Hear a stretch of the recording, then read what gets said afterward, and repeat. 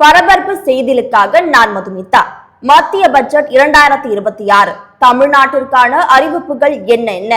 சிறு குறு தொழில்களுக்கு 10,000 கோடி ஒதுக்கீடு செய்யப்படும் என்று மத்திய பட்ஜெட்டில் அறிவிக்கப்பட்டுள்ளது.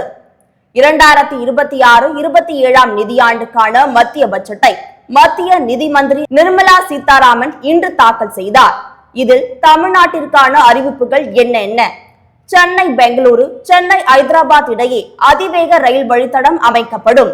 கடலோர பகுதிகளில் தேங்காய் சாகுபடியை ஊக்குவிக்க புதிய திட்டம் செயல்படுத்தப்படும். தென்னை உற்பத்தி செய்யும் மாநிலங்களில் பட்டுப்போன தென்னை மரங்களை நீக்கி புதிய மரங்கள் நட திட்டம். தூத்துக்குடி மாவட்டம் ஆதிச்சநல்லூரில் கலாச்சார மையம் அமைக்கப்படும்.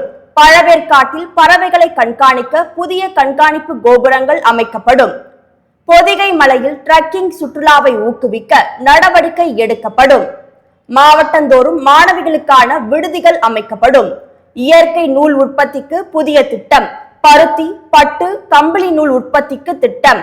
சிறு குறு தொழில்களுக்கு ரூபாய் 10,000 கோடி ஒதுக்கீடு செய்யப்படும். மாநிலங்களுடன் இணைந்து பிரத்யேக கெமிக்கல் பூங்கா அமைக்கப்படும். அரிய வகை கனிமம் எடுப்பதற்கான புதிய வழித்தட திட்டம் தமிழ்நாடு, ஆந்திரா, ஒடிசா, கேரளாவுக்கு அறிமுகம்.